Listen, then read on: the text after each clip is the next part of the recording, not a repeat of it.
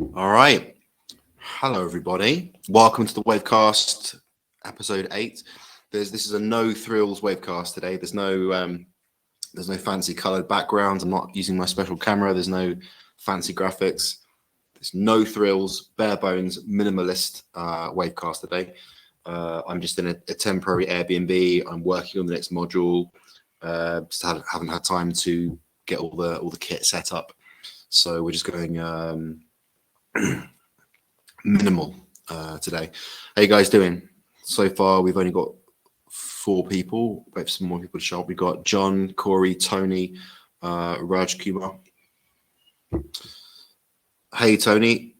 Hey, Corey. So we'll give it a couple of minutes. See, before when I've got like the countdown happening, it's kind of cool because it means that just gives people time to they see it's live, they join, rather than me having to sit here going, oh, we'll wait a few minutes for you guys to show up. So, but I'm going to wait like a minute or two. That's it, and then we'll just get started.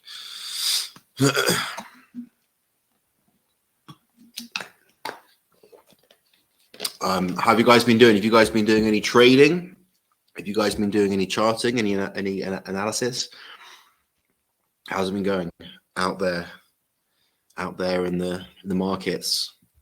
Any stories to tell? God, since the last time we came together, I think in that period there's been this crazy FTX fiasco. Most of you, according to what I've read, seem to be unaffected, but there has been at least one person who has been affected pretty hard. So, which is horrible. So hopefully you guys are okay, and no one else was affected. And this is the danger of having crypto assets on an exchange. Obviously, if you're trading, you need your account to be on an exchange. And if FTX happened to be your exchange, then man, it's just like, how unlucky can you be? It's like FTX up to this moment, no one suspected dodgy stuff going on. It was a legit exchange. It was like, it would be akin to Binance going down, although that would be even bigger because Binance is like the number one. But my at least in the last year, my KuCoin's been my exchange, and imagine a KuCoin goes down. So it's one of these things. And if you've got long-term holdings, if you're an investor in crypto, then you don't keep them on exchanges. You don't keep it on exchanges. So for the cost of transferring your crypto that you are intending to hold, even for short periods, if you intend to hold crypto for like a week because you don't want to trade right now, for example, it's best practice to keep your tokens off an exchange, because when your tokens are on an exchange, they're not your tokens. They're just being looked after for you, right? And the silver lining, and hopefully this is the silver lining to anyone who hasn't been affected by this FTX situation, the silver lining is it makes you realize that this is the Wild West, and there's the great things about being in the Wild West, the freedom and the opportunity to build and do things that otherwise aren't possible in a highly regulated space. And then the downside is that it's like if a bank loses your money, okay, don't quote me on this, but you are insured to some degree. I think maybe that's bullshit, maybe that's not right, but there is a lot more regulation.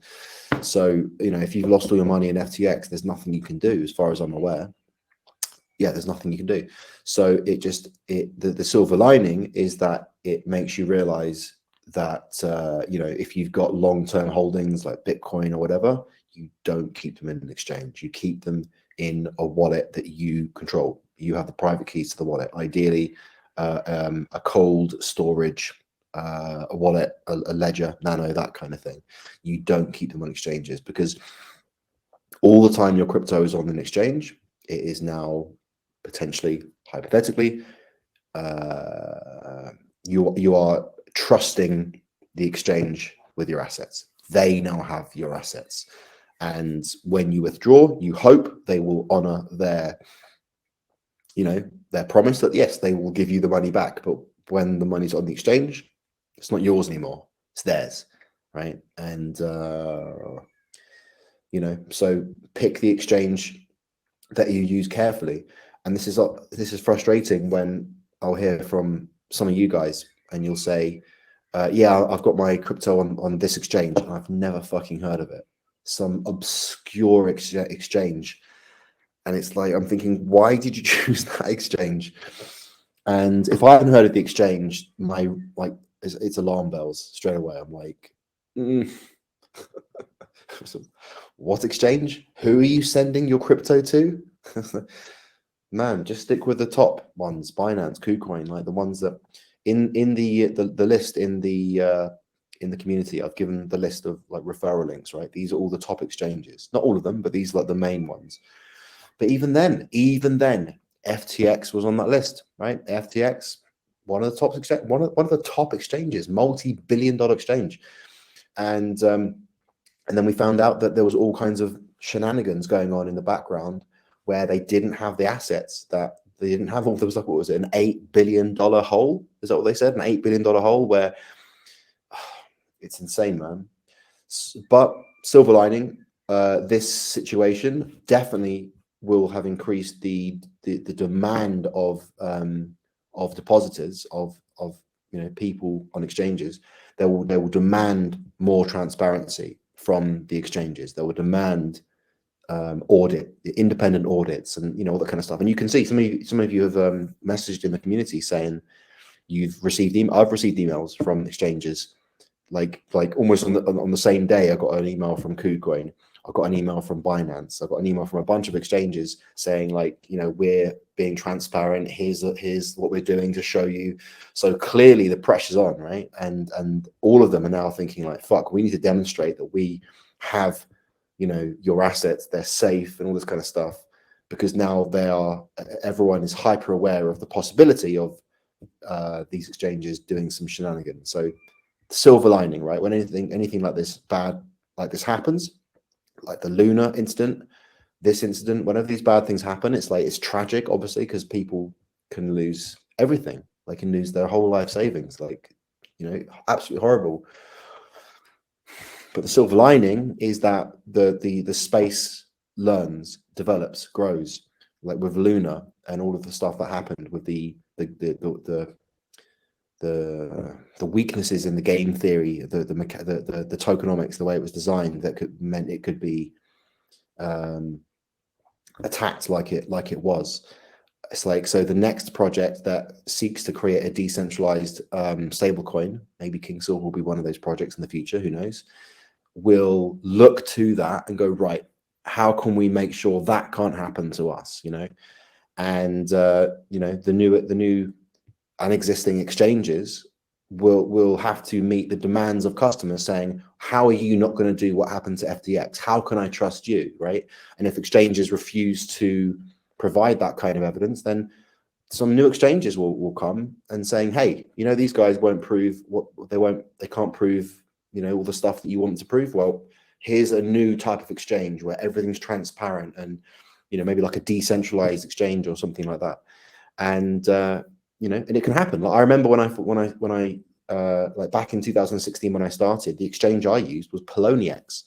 And then after Poloniex, because the user interface was a bit of a nightmare, I was using Bittrex, and Bittrex was my go-to exchange. So I remember when Binance first came on the scene, it was this obscure new exchange, and now look, Binance is like the #1 exchange in the world. So there's, just because people, it met the demands of people wanting a great user interface, wanting like really good UI, really a good user experience, which wasn't really being provided by the other ones.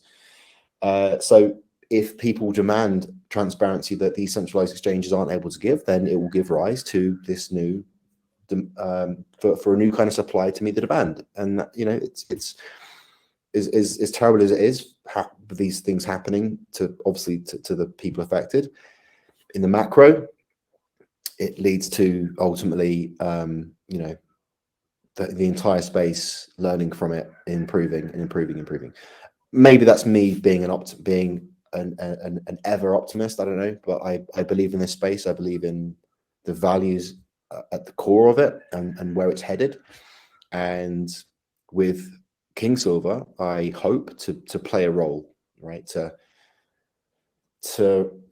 write a verse in that great play, right? So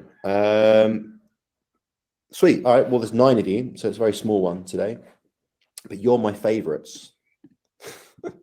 We got John, Corey, Rajkumar, Marcus, Tony, Jew, Adam, Shaman, and Mohammed. You're my favorites because you're here today. So before I start, give me your emoji of the day. Give me an emoji that reflects how you're feeling today. What's going on in your life? What do you want to express with a single emoji? And only once I've received emojis from all of you will I continue. The emoji is the key for us to continue on this charting journey together. I'm going to go into TradingView. We can have a look at some stuff. If I don't get an emoji, you're not getting any charting.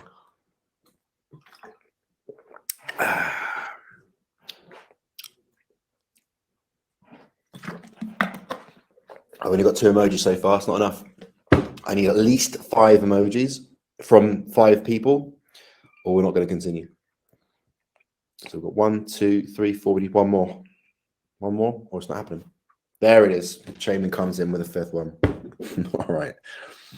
Okay. So before I start, any questions? Because I know there's some people at different stages of the course, but we're at a stage now where we've learned a lot. You know what I mean? We've learned a lot. Like all the technical analysis we've been learning layer by layer by layer. We've learned a lot. So these are the opportunities where, like, I'm here now. I'm here. I'm live with you. If you've got any questions for me, now's your chance, man. Like, ask away. You got me. I'm yours for the next, I don't know, 45 minutes. Depends if I get bored. But otherwise, I'm just going to jump into the charts and have a little look around and see what we can see. But you're not writing anything, so I'm assuming you guys just want to watch me do my thing.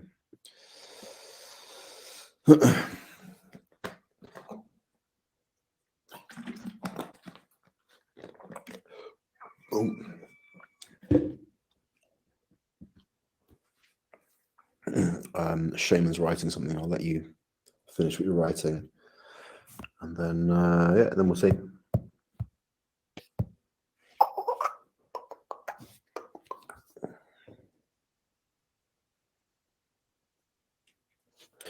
Shaman says, do you still think we are in an extended wave 4 correction for BTC? I do, yes, I do. All right, well, let's go into the charts. Have a little look. All right, so can you guys see this okay? Yeah, you can, I'm sure. Well, if you can't, tough. You'll find out. I'll find out that you can't see it in half an hour when I come away from the charts. All right, so this is the hour time frame. So I've actually got a limit order set for here, but I've got a suspicion that it's not going to come down and meet it, because just, I don't know, I've just noticed a little bit of frequency, meaning that because if you've got to module 19, you might have heard me talk about reverse pitchforks, or with the pitchfork tool, it's the inside pitchfork, and it's a way of kind of dynamically and manually finding frequency that isn't found using pivot points, right? And this is a classic regular pitchfork that is the product of obviously P1, P2, P3, right? These extreme swings. But I'm just with the tops of these just little elements here, I'm just noticing there's a frequency that would only come up if the pitchfork was like this. So but I'm not confident enough in it to put a limit order here or to buy here, just because the stop loss would be too far for me, you know. And yeah, it would be too far. It would be, yeah, it just ruins the reward to risk ratio. Well, then again, actually, if I did that, I wouldn't actually have the stop loss below this market structure. I would have it below here, so it would bring it up here. So it's still not 3-1, or yeah. So yeah, so I'm just going to sit here, and if I get it, if it comes down and reaches the lower parallel, then nice. What I like about this is we've got what seems like a very nice impulse structure here. It's not crazy. It's not like epic impulse, but we've got a nice volume sort of dynamic where we've got volume in the first wave, we've got more in the third wave and less in the fifth wave. So you've got a nice little divergence between the third wave and the fifth wave. So it's nothing crazy. It's not like it's not. I mean, it does poke its head out above the top of the base channel.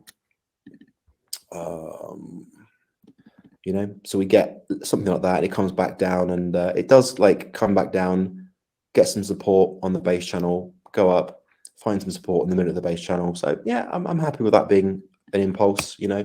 And then we get this corrective structure down, and I kind of regret that I didn't post as this was unfolding. I didn't post a wave count. I've just been working on the next module, but we got this nice correction down. But I thought that this wouldn't be the end of the correction. I thought there'd be more going on, and I was right. We've got a nice triangle in the X, and then we got another correction down into this Y. So that was like a really nice correction down, and then we got this beautiful move up here, which broke this. Look, I suppose the first level of market structure we would want it to break would be this lower high right there, lower high there, and it broke up beautifully above that, came back down, created another higher low there. And then we got this, you know, if this is the first wave, third wave, and then the final fifth wave, then that obviously broke out and created the higher high. So it's exactly what you'd want to see to verify the next, the final pivot point, right? P1, P2, P3, and then obviously created the median line. And then I thought, beautiful, man. Like, just I'm seeing everything that I'd want to see, and obviously the macro wave count, you know, would be anticipating. We've got an A, a B, expecting the C up, and the C, if this transpires, we would expect it to complete around here, because this dotted this orange line, if I go over to the macro, that's up here, and that dotted line is actually the Hagopian line. The Hagopian line that was created because we didn't get the price didn't reach this median line at all. It didn't even come anywhere close, not even the slightest. So because price failed to get anywhere near here, we then created the Hagopian line, and you know, price collapsed down below it. And I'd kind of want to see. I'd expect, if this is an A, we'd expect the B to come up, and also there is this area of support that we would expect to turn into resistance. So, you know, overall, I would be expecting price to come up to these levels, and that seems to kind of match what we would be expecting here. If we've got like an A, a B, the C to come up and hit this median line and around this area. So so lots of things kind of coming together, but you know, is it going to come down and hit the limit order? We'll see. But yeah, so that because the type of trading that you do has to match the kind of the time that you've got, and there's just lots of stuff here I'm seeing. So I haven't got the time to do something that's going to require me to stress or to spend a lot of time watching it, etc. So it's just something, if it comes down here and catches this, great, there we go. But and then we've got like a nice distance to go from here. But because of these frequency lines, there is a chance that it's actually going to be responding to something like that, in which case, you know, the limit order should be placed really just there. But then I'd have to spend more time watching this, and you know, and I just don't have the time to look at it right now. And this is not a trade setup. This is not financial advice. You do what the bloody hell you want. You know, all that kind of stuff. This isn't the trade setup. Any trade that I'm not making myself is not something that I'm going to then talk about as a trade setup, because it's irresponsible. So anyway, back to Shaman's question. Yeah, nothing's changed in my overall outlook, in that this is still the fourth wave. I mean, if you think about like the fundamentals at play, in that this big move down being caused, triggered, exponentially, I don't know, enhanced by the FTX situation. But you might have heard me say this. I believe that when good news happens during good times, price explodes, and people will say the reason it exploded because of this good news. When good news happens in bear cycles, you get a little blip maybe, and then price continues going downwards. And people say, they then rationalize why the good news wasn't so good. It wasn't that good because of this and this and this, right? Because most people, when something happens, they look out into the world and they go, why did this happen? Oh, China just announced this, it must be that. Oh, India just banned this, it must be that, you know? But I don't think so, man. I haven't seen it. Like, look, think about what happened to let's look at Dogecoin, right? Look at this. Look at this. This is absolutely insane, right? Look at this. This is a growth, just this last move, of 1,164%, right? And why? Because Elon just tweeted about, like, I like Dogecoin or whatever, right? Right? Look at that huge move. When did it happen? In the middle of the bull run, right? In the middle of the bull run. Now look, you see this? This blip up here is Elon Musk buying Twitter, right? And it's a big move, right? 150%, right? Big move. But what's potentially more like good news for Dogecoin?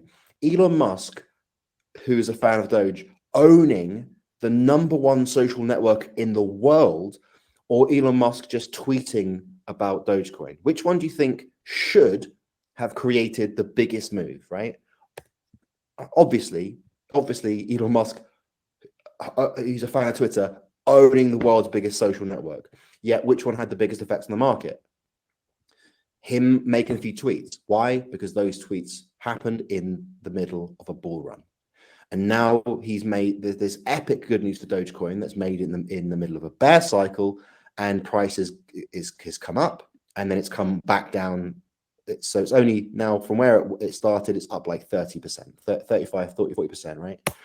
So to me, this is just more, it's just like, it just proves what I think is the case about news. It depends on when it's not about the good news or the bad news. It's like, when is the news? When did it happen? Is it during the bull cycle or a bear cycle? If bad news happens during a bear cycle, price collapses and people blame it on the bear cycle. But I think all bad news does in a bear cycle, it just makes something happen faster that was already going to happen. If FTX collapsed for some reason in the middle of the bull cycle, you might get a little blip down, and then it'll get corrected quickly and the price carries on. And people will say, oh yeah, but the reason why it didn't affect it is because of this good news and this good news and this good news. And they rationalize why the market's doing what it's doing by these external events. And one of the mentors that I follow, who I very greatly admire, says that, look, everything's priced in. Like, everything in the market to some degree is already priced in. Elon owning Twitter to some degree was already priced into the market, meaning a lot of people were speculating about it, you know, anticipating it. And in the grand scheme of things, it was kind of already priced in. And that's why, you know, relatively speaking, we've got, I mean, like 150% growth is obviously huge. And, you know, if you own 100 grand's worth of Doge, then yeah, that increases that to, you know, a lot. So I'm not like knocking that, but you can see relative to what happened prior to that, clearly it's not the news. It's about when the news occurs. When the news occurs. Now, this has happened at, arguably getting nearer to the bottom of the bear market. But if this news had happened right like here when it's really on the way down, you might have seen like a blip, and then it just continues down further. And if what happens to Bitcoin happens, if what happens to Bitcoin, how do I say that sentence? If Bitcoin transpires the way that we're anticipating, where we are expecting another move down, then we would expect everything else to follow it down as well, right? And there'd be some people who bought based on, oh my God, Elon owns Twitter, we're going to see this, and they would have bought up here, and now their Doge has halved in value, and they're like, what the fuck, man? I thought this was the best news. It's like, yeah, but you're a fundamentalist. You don't understand that prices are fundamentally, ultimately, the product of the collective consciousness of all the traders and investors in the market. The crowd psychology is king, and the market geometry, which is a reflection of all of that. Anyway, I won't go too deep into that, but yeah. So anyway, that's a little rant about fundamentals, about news. But yeah, whenever I hear people say, "Oh yeah, this happened because of the news," it's like, nah. The news ignited it a bit. It just pushed it a bit. But so if we go to the macro, then if the FTX thing hadn't have happened, yeah, we might have, this X wave might have been larger. Let's say, or this might have even resulted in, because prior to this we had an A, a B, and this was, well, so before this we had a W and then X, and we were expecting a Y, and then this just push this all the way down. So now we've got a potentially expanding flat or a running flat. I kind of think it's going to be a running flat. I'm not expecting it to, for an expanding flat, it would have to come up and go up to these levels. And I don't know, man. I mean, I'm kind of feeling it's going to come. It doesn't want to go up too much, man. I mean, we'll see. We've got a shift pitchfork here with a median line right up here, and that's kind of what we would where we would expect price to find some resistance. We'll see, man. But first of all, we'll see if this micro move plays out. See, look, we're already getting a push up, so we might have, the only potential entry into here, if this frequency works out, would have been probably just this bit right down here. But I only noticed this frequency after the fact, so this isn't probably something that's gonna happen. And by the way, this is a good time to bring up. I think some people think that trading, and I'm always going to be talking about crypto trading. Trading is this thing where you go into the market, you go open your laptop, and you start trading, right? And that's what it's like. Well, if you're a scalper kind of person, then I suppose that's what it is, isn't it? You go into the markets and every single day you're trading. But that's not the kind of trading that I've ever done. I've dabbled with that kind of stuff, and it's kind of quite exciting. But everyone has their sort of sweet area, right, where they really, they really like it. And these are the kind of setups that I really like, right? And that means you might spend days looking for these kind of setups, and then you wouldn't be trading it. You might spend like your entire day watching a market, looking for looking at different markets, looking at different opportunities. But if you think you have to be trading all the time, like that's wrong. That's wrong, right? You have what you're looking for, and if you don't find it, you don't trade. You don't feel bad. You don't try and overtrade. You don't trade for the sake of trading. You don't trade because you're bored, right? You just wait for the opportunity. You just wait and wait and wait, and when you find the opportunities, you make the trade. But it might mean that you only make a couple of trades a week, if that's the kind of trader that you are, right? Whatever is your area that you really like. Like right now, these are the hourly bars, and I kind of oscillate between the hourly. The lowest is 15-minute. I might dip lower if I want to just have a little peek right into to see what's going on with a particular wave. But generally, I don't stay there because it's too much data, right? You don't need that much data, right? Like as long as I can approximately see that we've got an impulse, correction, impulse, correction, impulse. Like I don't need to go into this wave to see that this is an impulse. We've got a wave 1, 2, 3, 4, 5 done. right? Because otherwise it will just be analysis paralysis, right? If you're going on much higher time frames, like here, then yeah, it's good practice to kind of get into a bit of detail, but you don't do too much analysis, right? If that analysis is just leading to you just like being overwhelmed with all the data, you just need to know enough.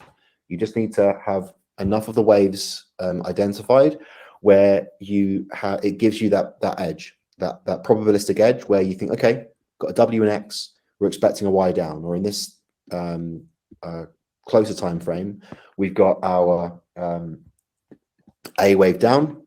We're expecting a B wave correction, and that's these Fibonacci levels here for this B wave. And that B wave itself is going to be a three-wave, most likely a three-wave move. And in this case, we've got an impulse correction. So we'd be expecting impulse. And look, that's what we've got so far. We've got a nice impulse here. And then a correction down, and if that's wave one, wave two, well then we'll be expecting a wave three. So I haven't gone into breaking down 1, 2, 3, 4, 5. I could, right, but I don't need to right now. Makes sense. So don't get caught up in over analyzing when it's not necessary for the particular time frame that you're looking at. So yeah. Anyway, back to Shaman's question. Yeah. So far, nothing's making me change my idea that this is now going to be still part of the fourth wave. For this to be the fifth wave, right? Some people might think, oh, well, that's the fourth wave, or this is the fourth wave, and this is the fifth wave. It's like, okay, I mean, that's a hypothesis. But it would be a very weird correction where we've got a WX and a little tiny Y, a very, very, very tiny Y. Could it be? Yeah, could be. But it's very unusual, right? Very unusual. But it could be. And let's say that was the case, right? That this was a very unusual fourth wave correction, and then we got the fifth wave coming down here. Well, if that is the case, and this was, let's say, we're going to get more. We are going to get one more push down because, if this was this strong move here was the third wave, little first wave in there somehow, and then another push down, we're going to get the same kind of move that we're anticipating anyway, right? With a B up and a C down. And then if that's the case, that where this was the final fifth wave, then we would expect the beginning of the next bull run, which would be a move up, which in this case with A, B, C, we'd be expecting a C up anyway. And if that C could be a wave one of the next impulse, well, what comes after one? A wave two correction. What comes after the C? Our fifth wave. So it's still kind of going to do what we think it's going to do anyway, right? But one of the final, to me, like nails in the coffin of why I don't think this is the final fifth wave is because it would mean that this fourth wave, can you see this gray line here? I've mentioned this before. This gray line marks the duration of the prior impulse moves longest correction. And this is Bitstamp, so I can show you. If I go to the daily, I can literally show you, right? Let's just move that out of the way. So this correction here, right? The duration of this correction, I'll just use a rectangle, right? So the duration of this correction is about there, right? That's the duration of,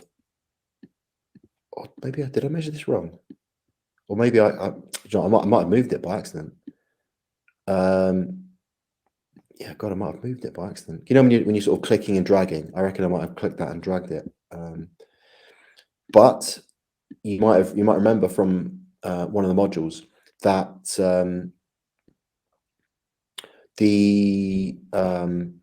when you're looking at the length of corrections, there's a high probability that the correction you're looking at will be longer in duration than either of the corrections within the prior impulse, right? So Hang on a second. Let me just get my bearings. 1, 2, 3, 4. Oh, yeah, sorry, I'm getting confused. So, sorry, that's wave 3 and 4. Yeah, so I was getting confused. That's why. So, this is the longest correction, right? Wave 2 was the longest correction. So it's about that long, right? Wave 2 of the prior impulse. So wave 2. And when you compare it to this correction, sorry, this whole correction, I think, unless I've moved it. Yeah, there we go, right? You see that? So it's approximately like this. So this is the entire correction. So we would expect there's a high probability that this correction will be longer in duration than these prior corrections. This one, and it's already longer than this one, but then also longer than this one. And at the moment, it hasn't crossed this line, and this line marks the length of that prior wave 2.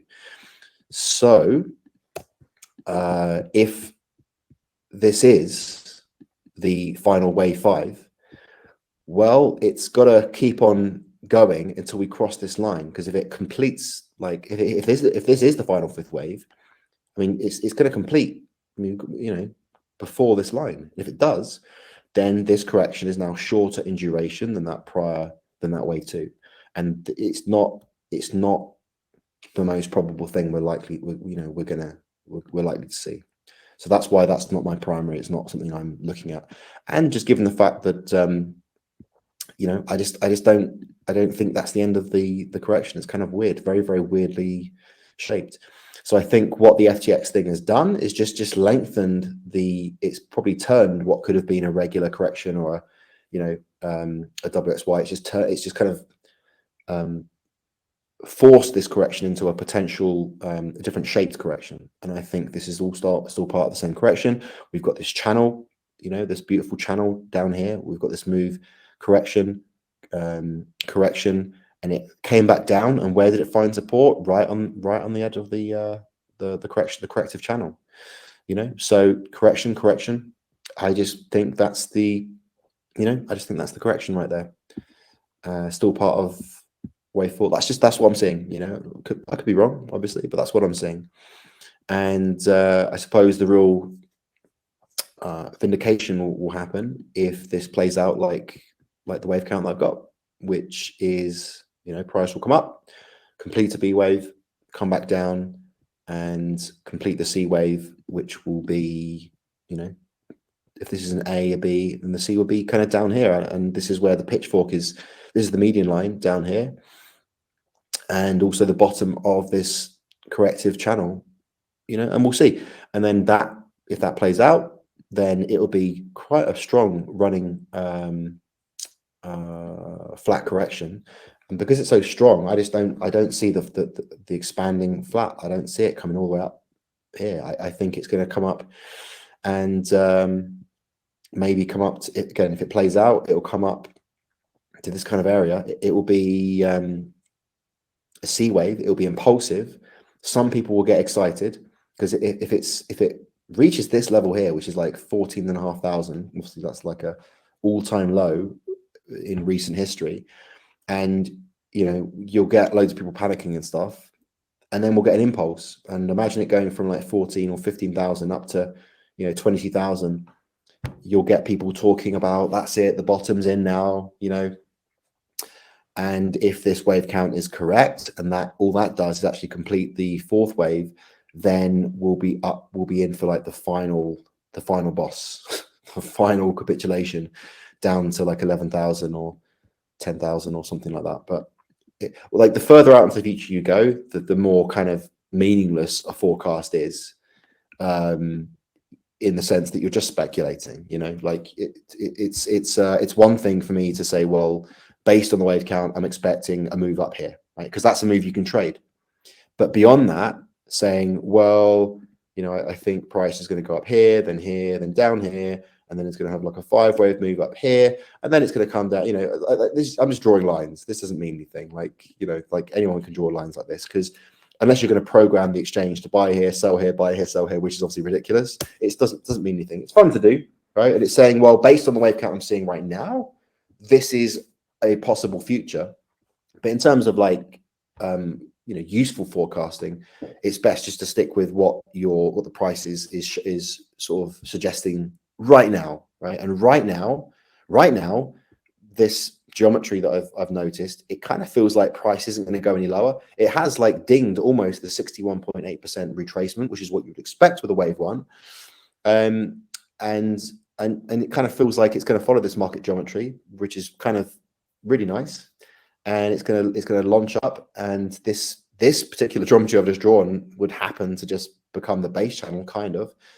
But maybe not. We'll see. And if it comes down and dings this thing and gets me in that trade, great. It's not a big trade. Like whenever I'm not able to pay attention and look at the trade, oftentimes it's not a big trade, because it's just good practice to keep the skills fresh. It's not if you're actively trying to trade to grow your account, etc., you gotta take it seriously. You gotta focus. You can't be trying to do 1,000 things at once, which is what I'm currently trying to do. So you can't do it casually.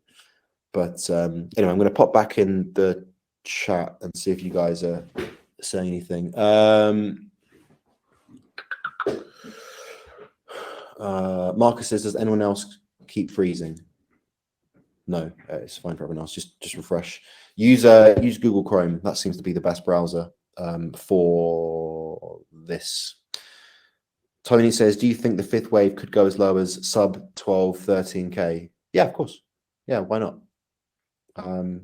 Like one of the levels I've got is, this is something I'm going to be talking about in module 20, is I've found a frequency that Bitcoin is responding to, and I think I shared this with you guys before. But there's a frequency. You can see how Bitcoin, it's like finds support there, finds support there, finds support there, and if we zoom into this collapse, look where Bitcoin collapses to. Right, it collapses straight to the frequency.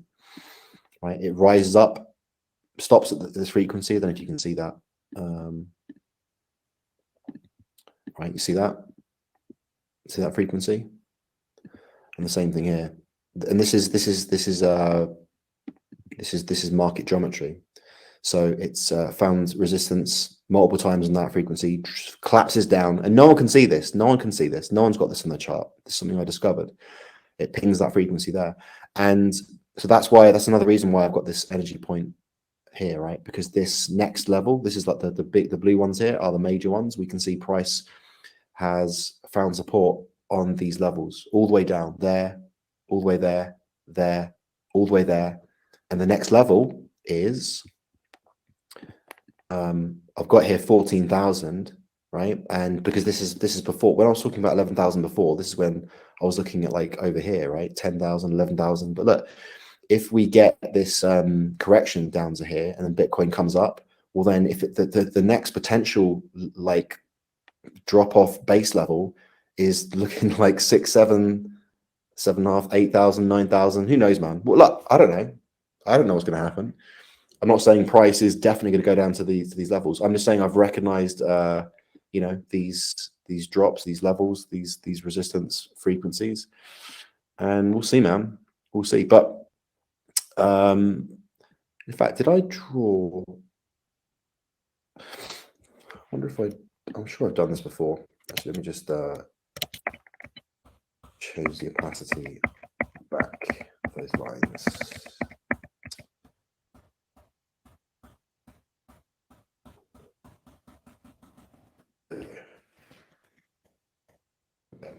So, well,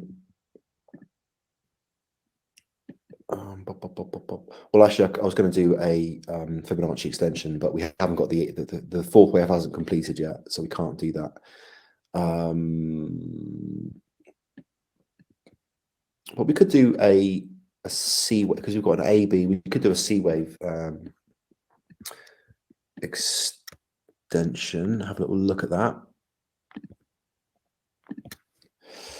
So that's the white AB zigzag extension. Is that worked? Where is that? Where's it gone? What? It just disappeared.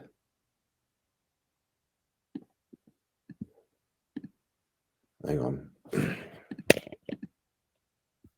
Where did you go?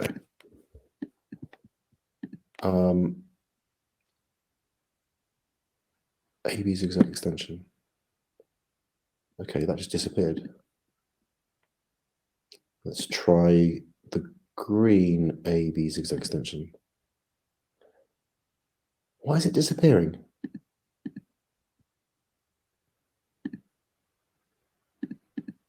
I think whenever this happens and it doesn't show up, it's because there's like the connection to the to TradingView is waning or something. Maybe because I'm live streaming. Because yeah, it's not showing up. That's annoying.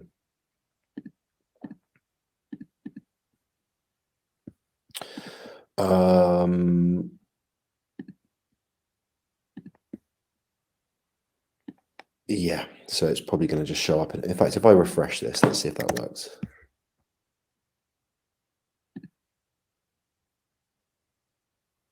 You guys can still hear me okay, right?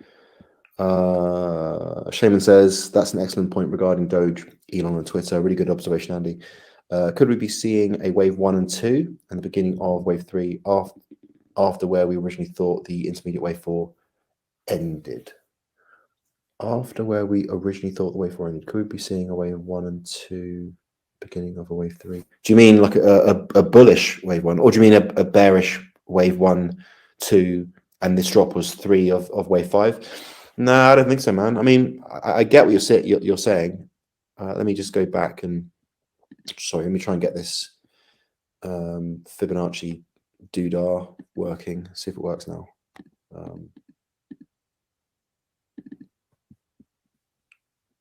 I think that's it.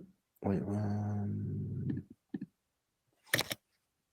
I'm pretty sure that's it. So I'll lay this down and see if we can get anything interesting. The A and the B. Okay, so look, 100%, which is kind of what you would expect with a C wave. It would be that level there, right? So, and what's that? Look, it's like 12,000. What we've been saying. Now it's just that these Fibonacci levels aren't God's hand telling you what's going to happen. But the next level down here is down to like 3,500. I don't see Bitcoin going down to that price. So, look, if 100%, if for wave C to be 100% of wave A, we would be looking at 12,000, 12,200, 12,180, which, is what a lot of people have been talking about. I forget why some people have been talking about that price, but I think as the end of the completed end of a cycle, right? The first cycle, this is like of the cycle degree. This drop, I believe, let's have a look. As a total drop, well, a drop from zero, really, from like, because it would start from the very beginning, right? Approximately. And it'd be a drop of like 78.6 approximately, which is a pretty hefty drop, but it's kind of like, it's kind of nice. Even further, I mean, it's like, between 786 and 886, which is not unusual for a deep wave 2 retrace, so, yeah. And even 886, that would be at, like $8,000. So I personally don't think it's going to go down to $8,000. Well, I don't think so.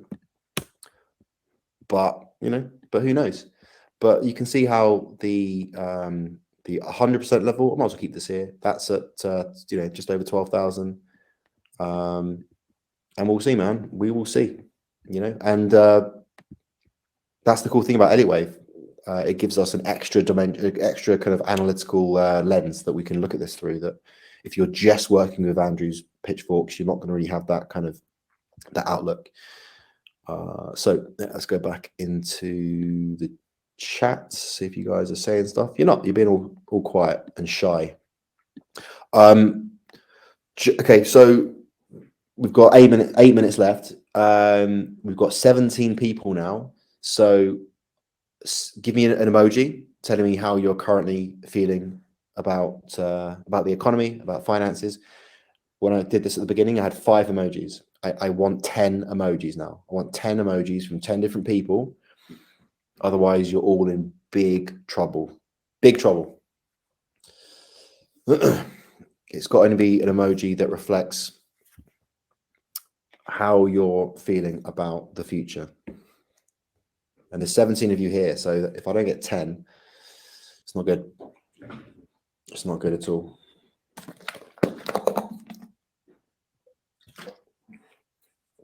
Got 3, 4, 5. You can't do more than 1. That's cheating. So we've got 5. These are the most active people. We've got 6. Just need 4 more, man. 4 more people who aren't asleep.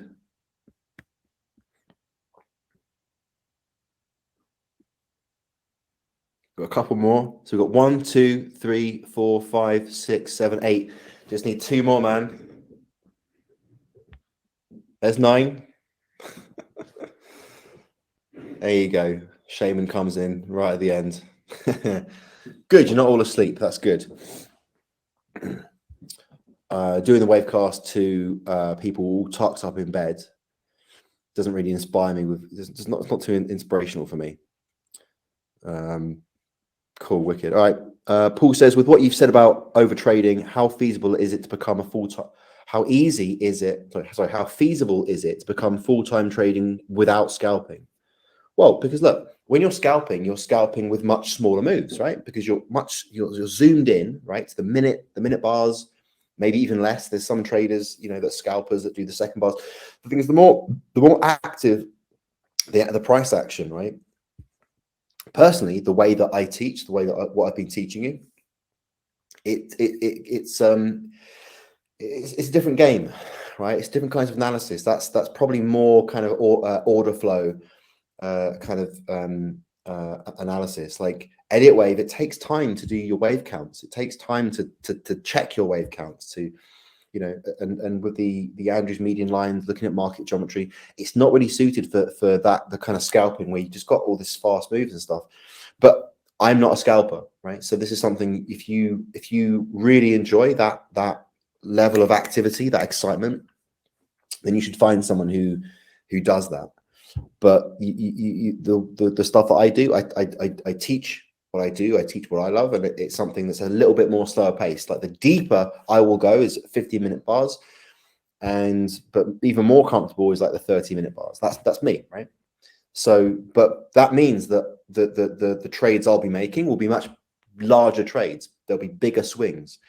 So, if you're making these little scalps, it's not guaranteed that you'll be making more money than somebody that does a couple of trades a week, but those trades are bigger moves, right?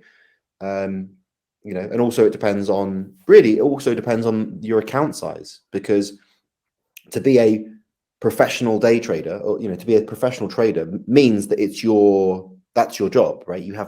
That's where you get your income from. Well, that entirely depends on your account size, right? Because if your account is growing by 5% a month, right, which is great. If your account's growing by 5% a month, if you had an account that was a $10,000 account that you grew 5% a month, you'll be a millionaire in 6 years. And that's if you're not taking any money out of the account, right? You're not taking any profits for spending that money.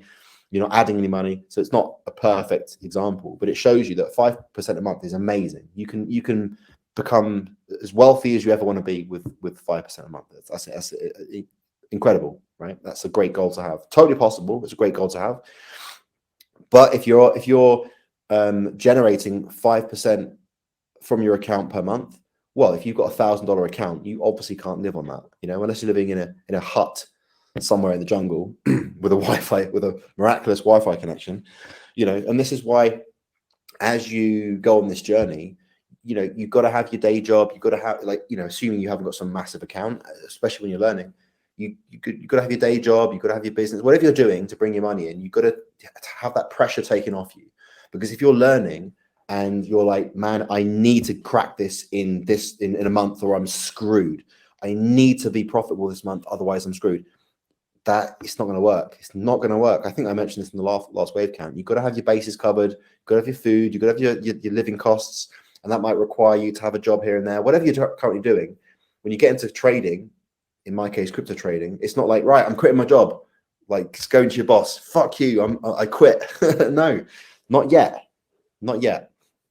This is a skill that has to be learned, right?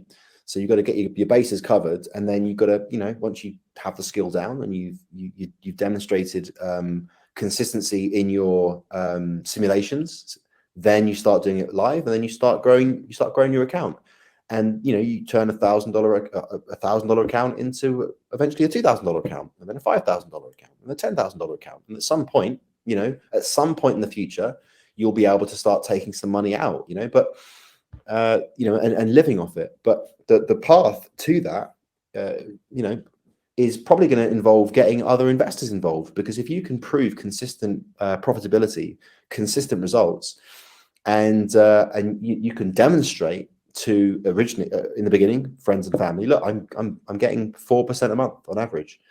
That I want to, like, what bank can offer somebody 4% on their money? So you'll be able to eventually all the investment that you need. If you can prove that you can turn £1 into £2, if you can turn $10 into $15, if you can prove that, this is what this whole thing's about, right? If you have that skill and you can prove it, you'll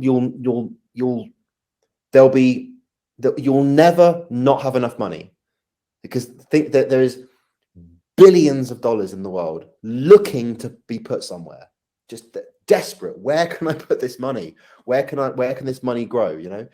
And the only limitation on you will be just your ability to access these people. But you won't have to try very hard. If you can prove this skill, if you can prove it, which is just by doing it, documenting your trades, obviously getting the skill in the first place, and then being able to prove it, just knock on some doors, and before you know it, you could be managing multiple millions, And this is obviously what we're going to be moving towards with the King Silver platform, where you just demonstrate your success. It's all public, and then investors will come on the platform, see your performance, and your account will just grow without you having to do anything apart from perform.